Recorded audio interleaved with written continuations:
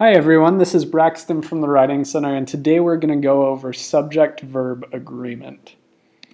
So the grammatical subjects of sentences must agree with their specific verbs.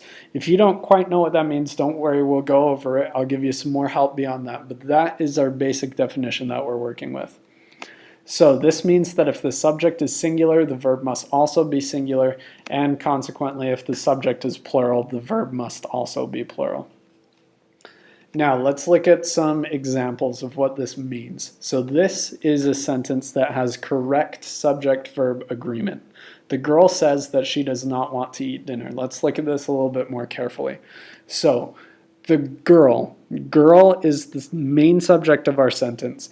It is the noun that is performing the action, which is says. Says is the verb.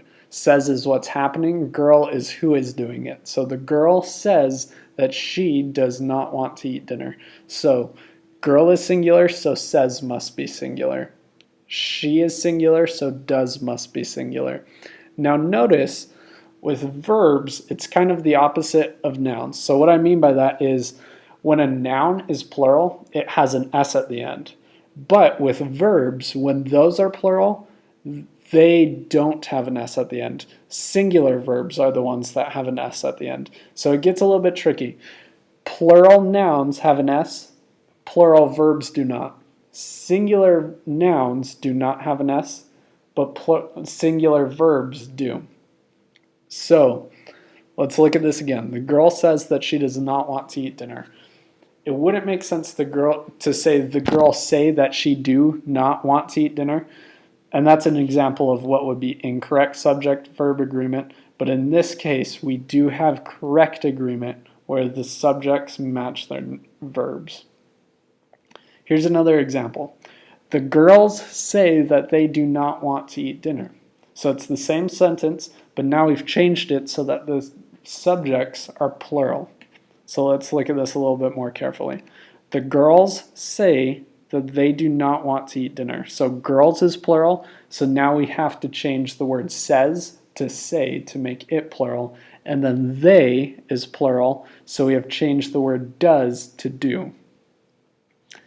Now, this can get a little bit more tricky when we make our sentences more complex. So one thing that we have to consider is compound subjects. Sometimes sentences have subjects with two parts. When this happens, the subject is said to be a compound subject. Compound subjects have their own rules. Let's go over those. So when a compound subject has two or more nouns or pronouns connected by the word and, use a plural noun. Here's an example. The cat and the duck are best friends. Are is our verb, and that is plural. The singular form of are is. It wouldn't make sense to say the cat and the duck is best friends. We have to use the plural verb. And you can see that here. So the cat and the duck are the compound subject, are is the verb. Here's another rule. When a compound subject is made up of two or more singular nouns or pronouns joined together by the words or nor, use a singular verb. So let's look at an example. Either my comb or her brush is in the drawer. My comb or her brush, that's our compound subject, but it has or in the middle. So now we need to use a singular verb, which we do have, it is. It wouldn't make sense to say either my comb or her brush are in the drawer. We have to use is in this case. Now here's one more rule for you. When a compound subject is composed of both a singular and a plural noun or pronoun joined by the words or nor, the verb should agree with the word that it is closest to. So let's check this out. Either my mom or my grandparents pick me up from school every day. So our compound subject is my mom or my grandparents. This is tricky because my mom is singular, my grandparents is plural, but we know from the rule that the verb needs to match whatever it is closest to. So our verb in this sentence is pick, so it needs to agree with grandparents because that is what it's closest to. So My mom or my grandparents pick me up from school every day. If we switched the order and said either my grandparents or my mom, we would need to change the verb to picks. Now let's talk about collective nouns real fast. So the term collective nouns refers to a single item that is made up of many smaller items. Collective nouns are usually used in reference to groups of people.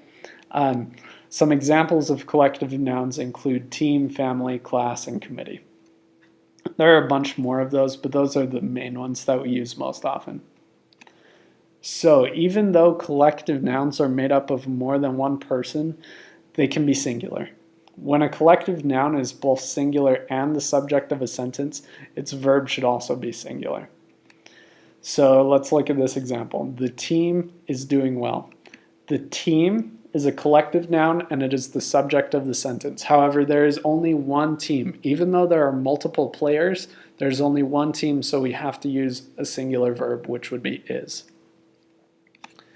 Now let's look at this. So phrases between the subject and verb. Do not be confused by phrases that have been inserted between the subject and verb. Remember that the subject of the sentence is always the noun that is performing the verb. So, the coach, as well as all of the players, was disappointed by the loss.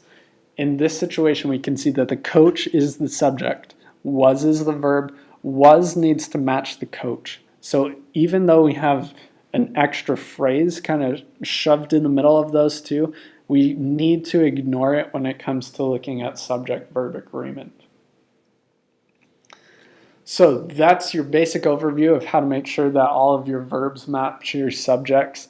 If you need extra help, check out the handout for this tutorial or make an appointment to meet with one of our tutors. We have great tutors in the Writing Center who can help you out a little bit more. But thank you again so much for watching. We hope that we'll see you in the Writing Center sometime soon. If not, make sure to check out some more of our tutorials.